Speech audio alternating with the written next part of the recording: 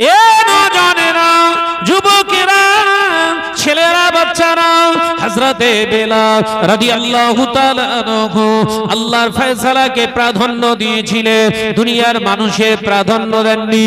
হযরতে বেলাল ঈমান আনলেন, আল্লাহকে একবারে মেনে নিলেন, নবীকে নেতা বলে মেনে নিলেন। এ নওজওয়ানেরা, মুরব্বিয়ান গণেরা, ছেলেরা, বাচ্চারা, পর্দার শিরা মা বোনেরা, আলোচনা বুঝুন। হযরতে বেলাল রাদিয়াল্লাহু তাআলা আনহুকে চাবুক মারা হলো। চাবুক মেরে মেরে হযরতে বেলালের সমস্ত চেহারাগুলো ফাটিয়ে দেয়া হলো। হুজুরের জিসম মোবারক থেকে খুন ঝরতে লাগলো। হযরতে বেলাল বেহুশ হয়ে গেল। হযরতে বেলালের উপরে আরো নির্মম অত্যাচার বেড়ে গেল। হে বেলাল, বল বল, একবার বল, মুহাম্মদ সাল্লাল্লাহু আলাইহি তোর নবী নয়, আল্লাহকে এক বলে মানবি না, ওইটা ছেড়ে দে, তোর ঘর দেব, বাড়ি দেব, সুন্দর মাকাম দেব। হে বেলাল, একবার বল, আল্লাহ আল্লাহকে আল্লাহ বলে মানি না, নবীকে নেতা বলে মানি না। হযরতে বেলাল জ্ঞান ফিরে পেলে, যখনই শুনলে, হযরতে বেলাল শুনলেন, যখন এই কথা শুনলে আল্লাহকে আল্লাহ বলে মানা যাবে না, হযরতে বেলাল জ্ঞান ফিরে পাওয়ার সাথে সাথে বলেছিলেন, আহাদ আহাদ আহাদ, আল্লাহ এক, আল্লাহ এক, আল্লাহ এক। একবার জোরে হবে না? নারে দেখবে।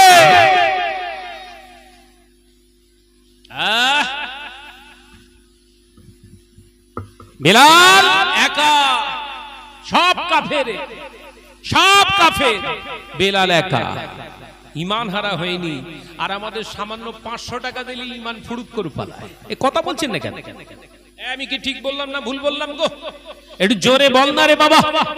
500 টাকা, 500 টাকার বিনিময়ে ঈমান বিকিয়ে দিলে তুই মুসলমান বললেই বলবে ভাইজান আমাদের খুব উল্টো পাল্টা বলে গেছে। এই কথাটা তো আমার উপরেও আসতে পারে, আমার তো গায়ে লাগবে না। তার কারণ ওই রকম জঘন্যতম কাজ আমি শাহনাজ করি না। 500 টাকার জন্য নিজের ঈমানটা হারিয়ে ফেলবো, ওই রকম কাজ শাহনাজ করবে না। 1000 টাকা, 2000 টাকা, 1000, 2000, 1 লক্ষ, 5 লক্ষ, 10 লক্ষ, 20 লক্ষ, 50 লক্ষ, 1 কোটি, সারা জীবন চলে যাবে, টাকার প্রয়োজন নাই, আমার ঈমানটা আগে। কিন্তু আজকে সমাজে হচ্ছে কি, ভাইরা, নওজওয়ানেরা, যুবকেরা, ছেলেরা, বাচ্চারা, পর্দানাশীনা মা বোনেরা, আলোচনা বুঝুন। আমি আপনাদের ভাই মোহাম্মদ শাহনওয়াজ বলে যায়, শুনে রেখে দিই, জেনে রেখে দিই, হযরতে বেলাল রাদিয়াল্লাহু তাআলা আনহু ওই ঈমানে বিশ্বাসী ছিলেন না, ওই রকম ঈমান আনেন না। হযরতে বেলাল রাদিয়াল্লাহু তাআলা আনহু হুজুরের উপরে অকথ্যবার অত্যাচার শুরু হয়ে গেল। হযরতে বেলাল সব অত্যাচার সহ্য করে নিলেন, ঈমান হারান না। হযরতে বেলাল জ্ঞান ফিরে পেয়ে গেলেন। এই বেলাল, তোমাকে অফার করছি, তোমাকে গোলাম থেকে আজাদ করে দেওয়া হবে, তুমি একবার আল্লাহকে অস্বীকার করে নাও, মুহাম্মদ সাল্লাল্লাহু আলাইহি ওয়াসাল্লামকে নবী বলে মেনে নাও। হযরতে বেলাল কাঁদতে কাঁদতে, হুজুর আমার সারা দেহে রক্তমাখা অবস্থায় বলেছিলেন, এ কাফেরের দলেরা, শুনে রেখে দাও, জেনে রেখে দাও, আমি বেলাল আমার আল্লাহকে এক বলে আমি মেনে নিয়েছি, আমার নবীকে আমার নেতা বলে মেনে নিয়েছি। বিনিময়ে যদি তোমরা আমার সমস্ত জিসমের রক্তগুলো কি বার করে নাও, আমি যদি আল্লাহ দয়ায় বেঁচে থাকি, সেই আল্লাহকে আল্লাহ বলতে 1 ইঞ্চি জমি ছাড়বো না। একবার জোরে হবে না? নারে দেখবে। ঈমান আছে আমাদের, সেই ঈমান আছে,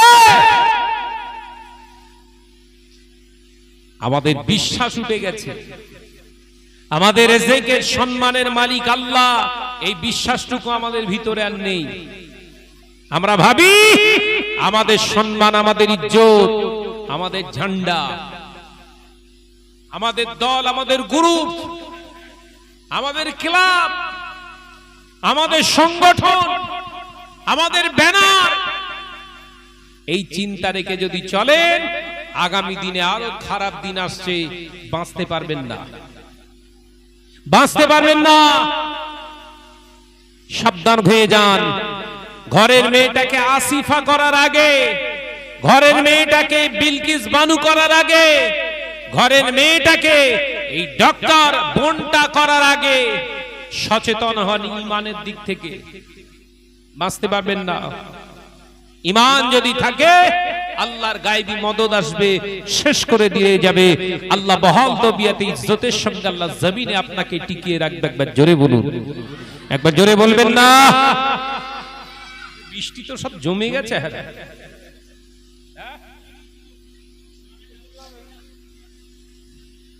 এরা বসবে কোথা?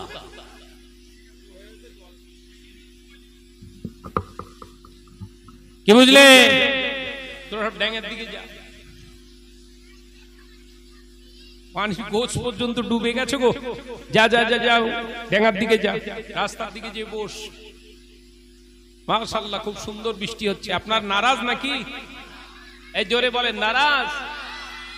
আল্লাহ চেয়েছিলেন পছন্দনীয় বান্দাগুলোকে ঢুকিয়ে নিয়েছে। একবার জোরে বলুন না সুবহানাল্লাহ। জোরে বলতে পারেন না সুবহানাল্লাহ? এইরকম জায়গায় এসে বস, এইরকম জায়গায় এসে বস। এ গর্ত নাকি? মহাপদেশে দরুদ আল্লাহুম্মা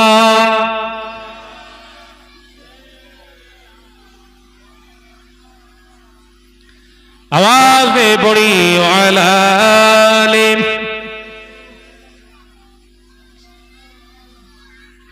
हमारे कंठे तुमी तुम्हारी बानी दिएछो भूखेर देराज तुमी तुम्हारी स्थान दिएछो हमारे कंठे तुमी तुम्हारी बानी दिएछो भूखेर देराज तुमी तुम्हारी स्थान दिएछो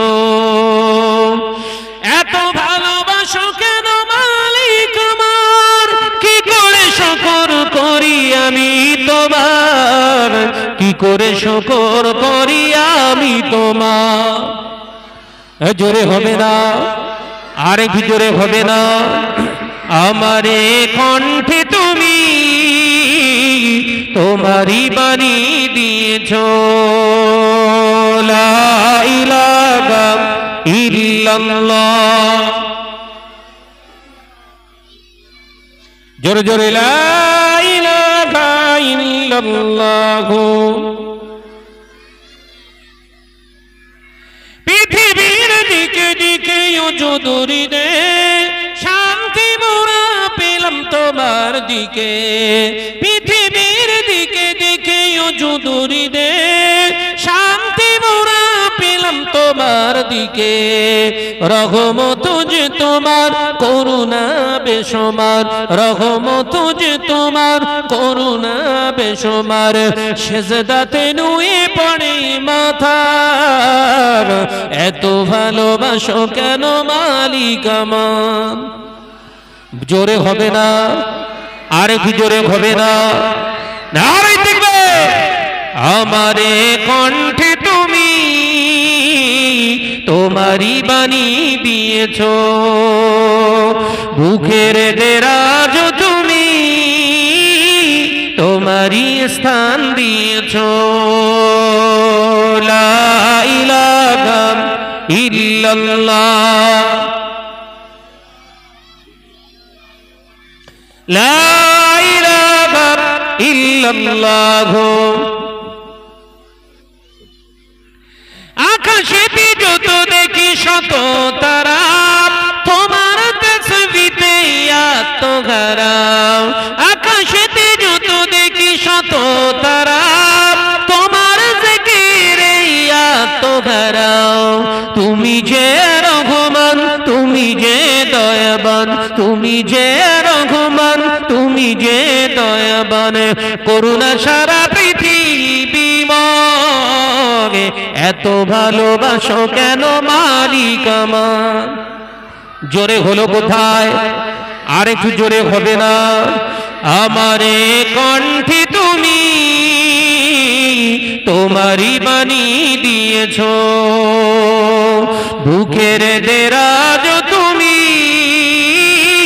তোমারই স্থান দিয়েছ। এত ভালোবাসো কেন মালিক আমায়, কি করে শুকর করি আমি তোমার, কি করে শুকর করি আমি তোমার। লা ইলাহা ইল্লাল্লাহ, জোরে জোরে লা ইলাহা।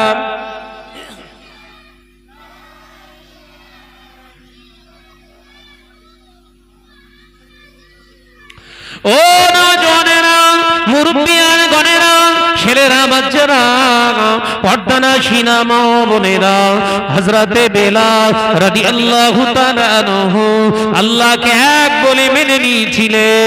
ইবলিসেরা, শয়তানেরা, কাফেরেরা, বেঈমানেরা, বেদিনেরা, আয় কুফারে কুরাইশেরা মালের লোভ দেখিয়েছিল, ধন সম্পদের লোভ দেখিয়েছিল, সম্মানের লোভ দেখিয়েছিল, সমাজের বুকে ভালো বাসস্থানের লোভ দেখিয়েছিল। হযরতে বেলালের এক চুল পরিমাণে ঈমানের ক্ষতি করতে পারে না। জোরে বলে, এক যারা পরিমাণে ক্ষতি করতে পারে। আরে চাচা 5 ওয়াক্ত নামাজ পড়ে, 500 টাকায় ভাই সেজে বসে আছে, কথা বলছেন না কেন? হজ করে নাকি জান্নাতে যাবে। জান্নাত ওর বাপের তৈরি করা জান্নাতে যাবে, আল্লাহর নয়। ওর বাপ যে জান্নাত তৈরি করে রেখে গেছে ওই জান্নাতে যাবে।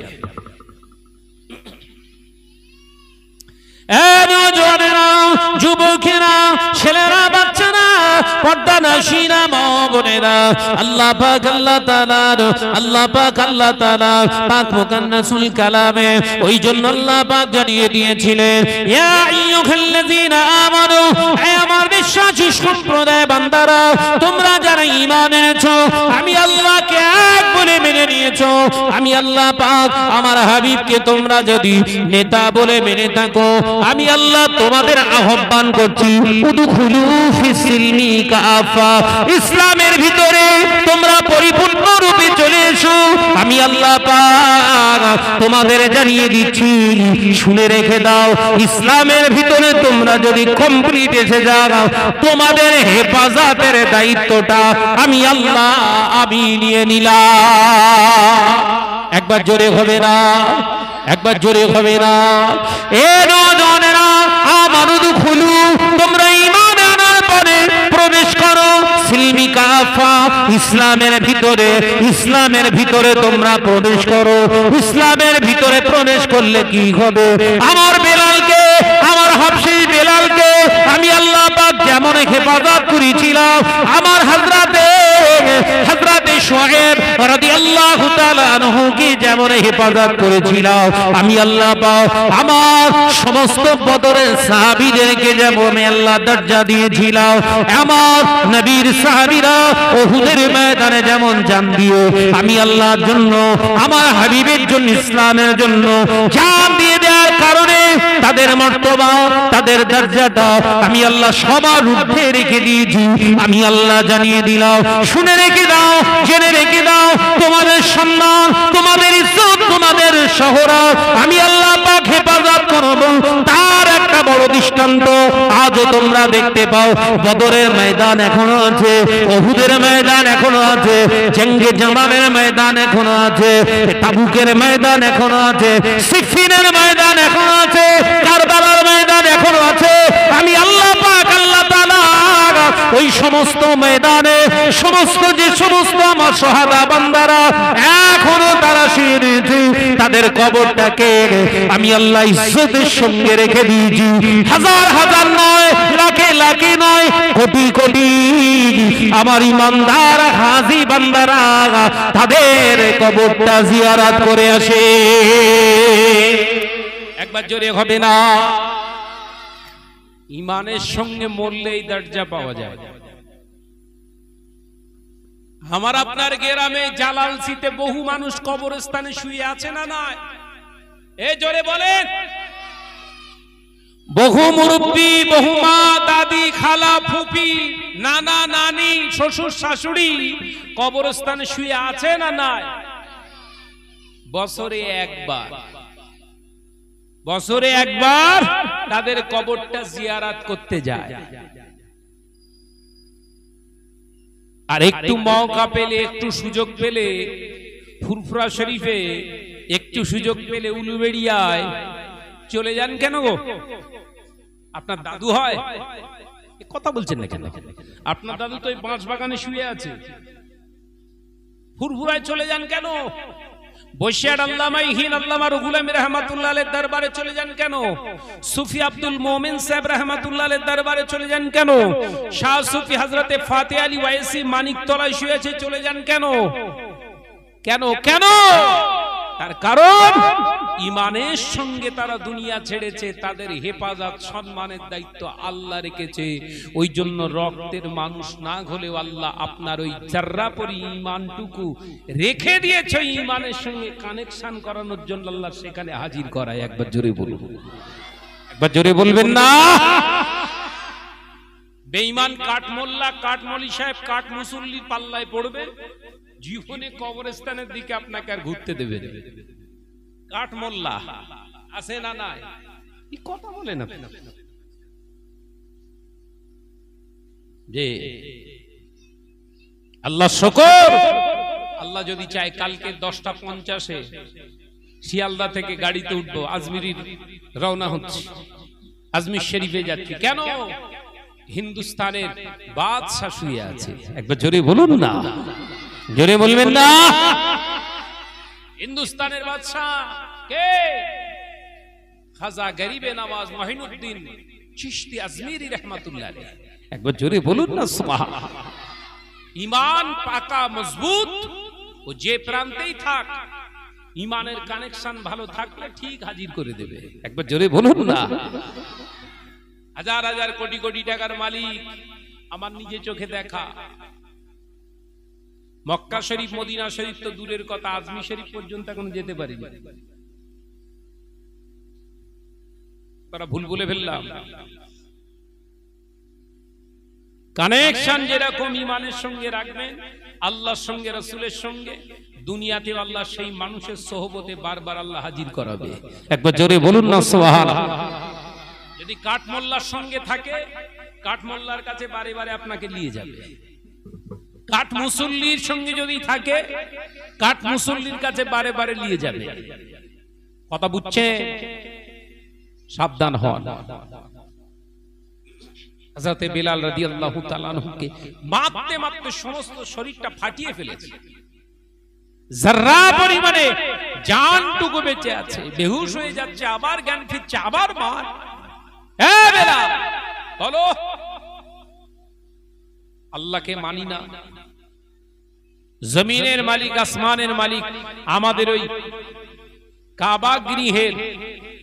কাবা গৃহের ভিতরে রাখা সমস্ত দেব দেবী হচ্ছে সেই সব মালিক।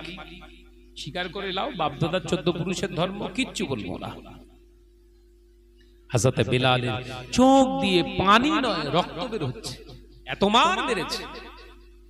ঈমানের জায়গায় স্ট্রং। ঈমান এমন একটা মূল্যবান, কিমতি, এমন একটা দামি মূল্যবান জিনিস, এর অংশীদার কাউকে করা যায় না। একবার জোরে বলুন না। আমরা তো সব ঈমানের সঙ্গে চুক্তি করছি, সব এখন কিসের সঙ্গে? ঈমানের সঙ্গে, জমিনের ঈমানের সঙ্গে, সম্পর্কের ঈমানের সঙ্গে, আত্মীয়তার ঈমানের সঙ্গে, কিসে? লেনদেনের। যদি দেয় তাহলে ভাই, যদি না দেয় তাহলে সহায়ক আল্লাহ একা।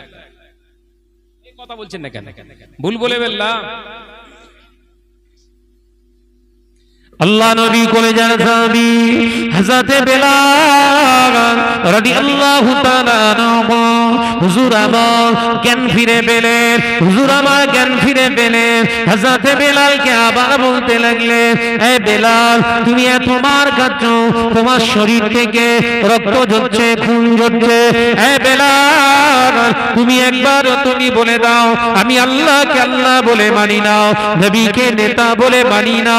আল্লাহ নবী কলিজার সাহাবী হযরতে বেলাল বলেছিলেন, শোনো ও উমাইয়া ইবনে কব, শুনে রেখে দাও, জেনে রেখে দাও, আমি বেলালের জীবনটা তোমরা নাও, বিনিময়ে যদি আমার ঈমান দিতে বলো, দুনিয়ার সব সম্পত্তি যদি আমায় দিয়ে বিনিময়ে যদি ঈমানটা তোমরা নিতে যাও, আমি বেলাল সব সম্পত্তিতে লাথি মেরে দেব। আমার ঈমান আল্লাহ আল্লাহ রাসূল থেকে আলাদা হবে না।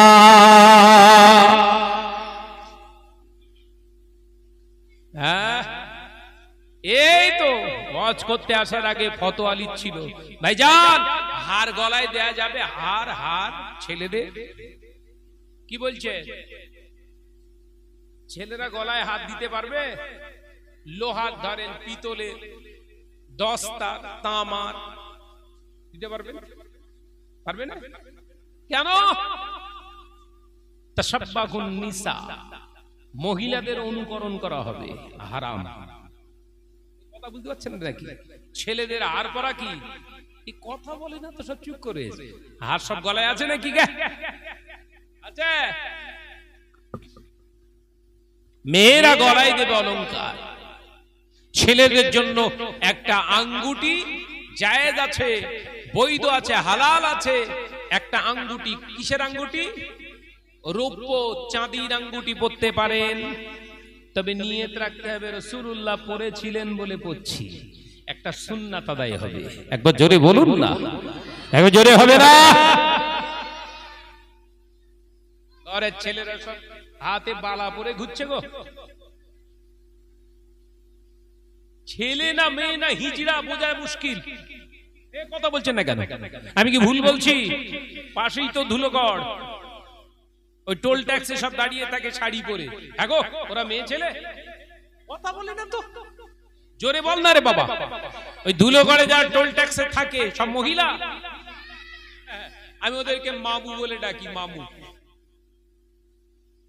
হ্যাঁ গো, যদি বলেন ভাইজান কথা বলেন, হ্যাঁ বলতে হয়, কারণ রাস্তা দিয়ে গেলে না ওরা মাওলানা মৌলী সাহেবদের সম্মান করে। ওই টোল ট্যাক্স পার হওয়ার আগে ওদের সামনে পাস হতে আমাকে দেখলেই সালাম দেবে, আসসালামু আলাইকুম। কি করবেন? ওয়ালাইকুম আসসালাম না বললে অন্তত হাদাকাল্লা তো বলা যাবে, হাদাকাল্লা তো বলতে হবে। তার মানে কথা বলা হচ্ছে না, হয়নি? কথা বলছেন না কেন? আজকে আমাদের ঘরে ঘরে কিছু ছেলেরা তার হাতে বালা পরছে, লোহার বালা, চুড়ি। কেন? ধুলোগড়ের সব কন্ট্রাক্টর আমরা। এই কথা বুঝতে পারছেন না? ধুলোগড়ের কন্ট্রাক্টর আমরা, বুঝতে পেরেছেন তো? মামুদ দল। আমাদের উত্তর চব্বিশ পরগনা মধ্যম গ্রামের দিকে ওদের নাম রেখেছে আবার ছক্কা। কি বলে গো? জোরে বল না রে বাবা।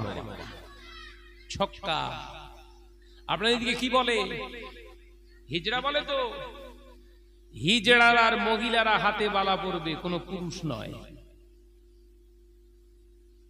ভাইরা, আমার নওজওয়ানেরা, যুবকেরা, ছেলেরা, বাচ্চারা, পর্দা নাকি না মা বোনেরা, আলোচনা বুঝুন। আমি আপনাদের ভাই মোহাম্মদ শাহনওয়াজ বলে যায়, শুনে রেখে দিই, জেনে রেখে দিই, শরিয়াতের বিধান হলো একজন পুরুষ নারীর অলংকার পরিতে পারে না, একজন পুরুষ নারীদের অনুকরণ করতে পারে না। আজকে ঘরের ছেলেরা শুনে রেখে দিন, গাঁটির নিচে, এই গোড়ালির নিচে লুঙ্গি, তহবান, পায়জামা যেটাই পরেন না কেন, ওটা মহিলাদের তাসাব্বা করা হয়, ওটা পুরুষদের জন্য হলো হারাম। আলোচনা মাথায় ঢুকছে না? পানি এসে সব গন্ডগোল হয়ে গেছে। লুঙ্গি বলেন, প্যান্ট বলেন, পায়জামা পরেন, ইজার পরেন, যাই পরেন, এই গোড়ালির গাঁটের নিচে ঝুলিয়ে পড়া হচ্ছে কি? জোরে বল না রে বাবা। দুই একটা ছেলে লুঙ্গি পরে যেন পশ্চিমবঙ্গের মুখ্যমন্ত্রীর ঝাড় দেওয়া এলাকা ঝাড়ু দেওয়ার দায়িত্ব দিয়েছে ওর। লুঙ্গি পুরেছে, সব ঝাড় দিতে দিতে যাচ্ছে। কথা বলছেন না কেন? ওইরাম পরার দরকার ছিল ওর বইয়ের, ওর স্ত্রীর। অথচ আমার ভাবিরা এলাকার, আপনাদের এলাকা মাশাআল্লাহ ভালো, আমাদের কিছু কিছু ভাবি আছে কাঁচামাল্লি ভালো হয়, নোংরা জাহেল। এরা শরিয়াতের সব বোঝবার চেষ্টা করে না। আমার নজনেরা, যুবকেরা, ছেলেরা, বাচ্চারা, হযরতে বেলাল ঈমান বিকিয়ে দেয়নি, সমাজের দিকে তাকায়নি, আল্লাহ রাসূলের দিকে তাকিয়েছিলেন। একবার জোরে বলুন, জোরে বলুন। আল্লাহ নবী সাহাবী হযরতে বেলাল রাদিয়াল্লাহু তাআলা আনহুকে এবার লিলিয়ে দিল সমস্ত হিংস্র জন্তু জানোয়ারের ন্যায়। কচি কচি কচি কচি কুফার কুরাইশের বাচ্চাদেরকে, তাদেরকে কিশোরদেরকে লিলিয়ে দিলেন, হাতে পায়ে দড়ি বেঁধে হযরতে বেলালকে টানতে টানতে নিয়ে যাচ্ছে। বেলালকে খেলনা হিসাবে তারা ব্যবহার করছে, কারণ তার অন্যায় একটা তাদের কাছে মনে ছিল বেলাল অন্যায় করেছে, ঈমান এনেছে, ঈমানকে তার শেষ করতে হবে। কিন্তু বেলাল নিজের চেহারা থেকে ঈমানের মর্যাদাটা তার কাছে বড়। ওই জন্য আল্লাহ নবী জানিয়ে দিলেন, লা ইউমিনু, আমি আল্লাহ পাক রব্বুল আলামিন জানি, আমি হাবিবুল্লাহ জানিয়ে দিলাম, লা ইউমিনু, আমি আল্লাহ পাকের হাবিব জানিয়ে দিলাম, তোমাদেরকে জানিয়ে দিলাম, শুনিয়ে রেখে দাও, জেনে রেখে দাও, তুমি ততক্ষণ পর্যন্ত মুমিন হতে পারবে না, মুমিন হতে পারবে না। লা ইউমিনুনা, আমি রাসূলুল্লাহ জানিয়ে দিলাম, তুমি মুমিন হতে পারবে না ততক্ষণ, হাত্তা আকুনা আহাব্বা ইলাইহি, যতক্ষণ না পর্যন্ত সবার থেকে আমি রাসূলুল্লাহকে মহব্বত না বেশি করতে পারো। হাত্তা আকুনা আহাব্বা ইলাইহি মিন মালিহি, তোমার ধন সম্পদের থেকে, ওয়া আহলিহি, তোমার বিবি ছেলেগুলা মা বোনের থেকে আমি রাসূলুল্লাহকে ভালো যতক্ষণ না বাসতে পারবে তুমি ততক্ষণ মুমিন হতে পারবে না। ওয়ান্নাসে আজমাইন, আমি রাসূলুল্লাহ জানিয়ে দিলাম, শুনে রেখে দাও, পৃথিবীর জমিনে তোমার ধন সম্পদের থেকে, তোমার মা বাপের থেকে, তোমার বিবি ছেলেগুলার থেকে আমি রাসূলুল্লাহকে সবার থেকে বেশি ভালোবাসতে হবে। সেটা প্রমাণ করে দেখিয়েছিলেন আল্লাহ নবী সাহাবী হযরতে বেলাল। লা ইউমিনুনা আহাদুকুম হাত্তা আকুনা আহাব্বা ইলাইহি। দুনিয়ার জমিনে ভালোবাসা দেখাচ্ছ শুধু ইয়া নবী সালামু আলাইকা পড়লেই ভালোবাসা হয়ে যাবে নাকি? এই কথা বলছেন না কেন? নবীকে ভালোবাসতে গেলে নবী অ্যাটিটিউড, রাসূল পাক সাল্লাল্লাহু আলাইহি ওয়াসাল্লামের কৃষ্টি কালচার গুলো নিজের জীবনে আনুন। বিবি শত্রু হতে পারে, সন্তান শত্রু হয়ে যাবে, ভাই শত্রু হয়ে যাবে, বিবি শত্রু হয়ে যাবে, মা শত্রু হয়ে যাবে, বাপ শত্রু হয়ে যাবে, বন্ধু শত্রু হয়ে যাবে, টাকা পয়সা শত্রু হয়ে যাবে। দুনিয়ার জমিনে সবাই আপনার শত্রু হতে পারে, আপনার ঈমান আপনার শত্রু নয়। একবার জোরে বলুন, একবার জোরে বলেন। কার সঙ্গে সম্পর্ক রাখবেন? আল্লাহ আল্লাহ রাসূলের সঙ্গে, শরীয়তের সঙ্গে সম্পর্ক রেখে দেন, ঈমানের সঙ্গে সম্পর্ক রেখে দেন। বিবিকে যতক্ষণ দিতে পারবে ও আপনার প্রাণের স্বামী, জানের স্বামী বলবে। মায়ের কথা যতক্ষণ শুনবেন আমার সোনার চাঁদ ছেলে বলবে। বাপের অবাধ্য হবেন না, আমার নিরীহ ভদ্র ছেলে বলবে। এলাকায় বন্ধু বান্ধবের সঙ্গে লেনদেন করবেন, দিতে পারলে সত্যি আমার একটা বন্ধু বলবে না, বলবে না। এগুলো সব বন্ধ করে দেন। বন্ধু থাকবে তো? এই কথা বলছে না কেন? বন্ধু থাকবে। আপনি ঈমান এনেছেন, নামাজের সঙ্গে আপনার সম্পর্ক নেই, রাসূলের সুন্নাতের সঙ্গে আপনার সম্পর্ক নেই। সম্পর্ক ভালো থাকলো, নামাজ নেই, সুন্নাত নেই, ঈমানের সঙ্গে আপনার সম্পর্ক ভালো আছে তো? ইয়া নবী সালামু আলাইকা পড়া হচ্ছে মুস্তাহসান জিনিস, মুস্তাহসান জিনিস। আপনি যদি না পড়েন আপনার গুনাহ হবে না। আমরা পড়ি এই জন্য, আমার দাদা পীর রাহমাতুল্লাহ আলাইহি পড়েছিলেন, আমরা সেই জন্য মহব্বতের সঙ্গে পড়ি। ভালো জিনিস করছেন করুন। মুখের দাড়িগুলো সব কেটে ছোট ছোট করে রেখেছেন, হারাম। এই কথা বলছেন না কেন? ঢাকায় 60 বশির আল্লামা হুজুরের ফতোয়ার কিতাবে বাদ দেন। দাদা হুজুর পীর রাহমাতুল্লাহ আলাইহির 12 নম্বর ওসিয়াত, কত নম্বর বললাম? এই জোরে বল না রে বাবা।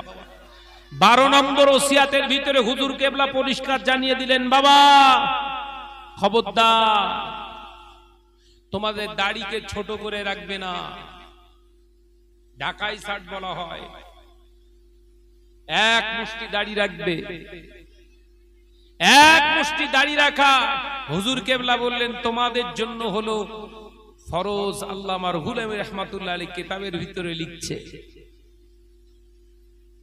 বৈশাখ আল্লামা হুজুরের কিতাবে হুজুর ফতোয়া দিলেন ফরজ।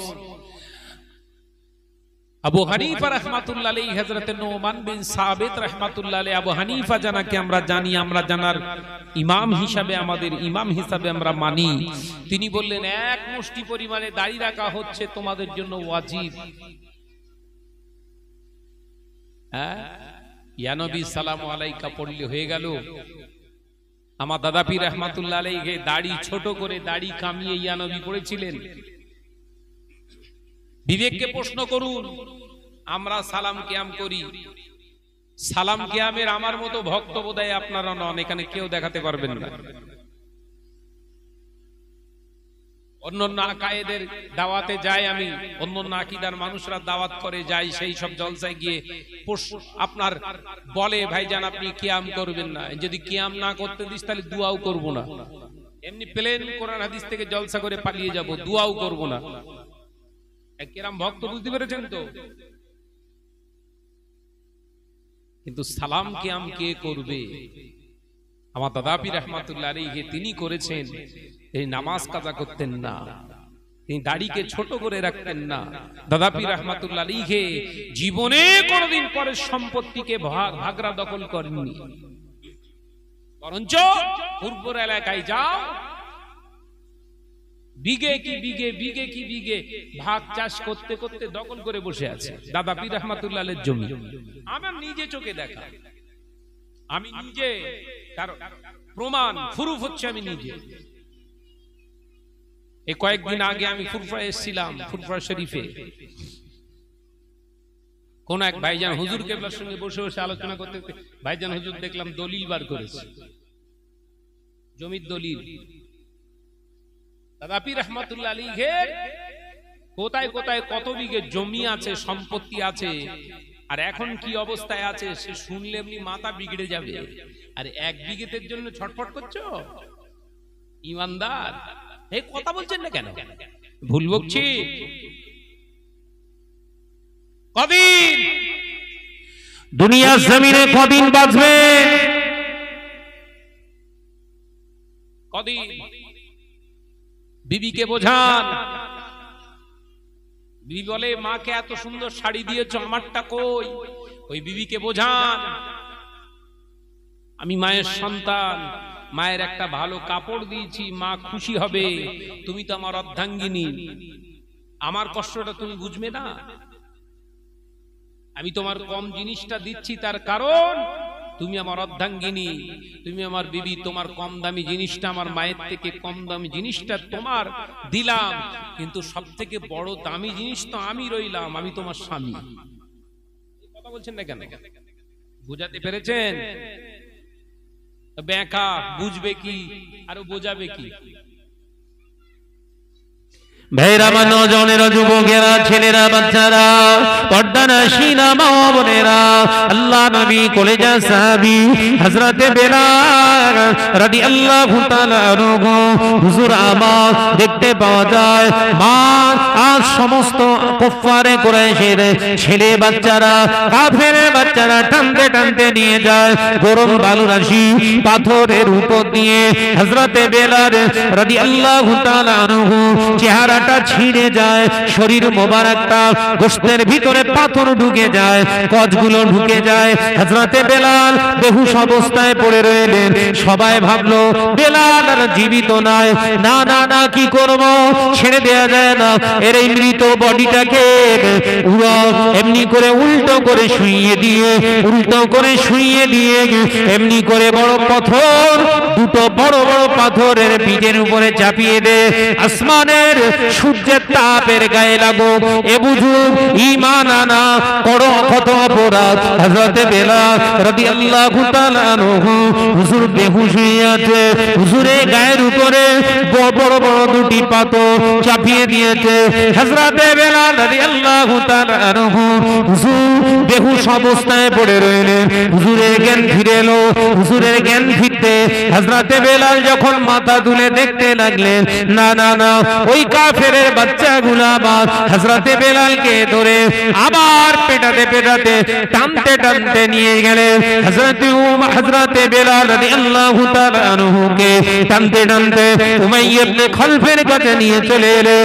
হযরত বেলাল রাদিয়াল্লাহু তাআলা আনহু কোনো মতে আল্লাহকে, আল্লাহ ছাড়া, রাসূলকে, নেতা ছাড়া আর কাউকে নিজের জায়গায় বসাতে চায় না।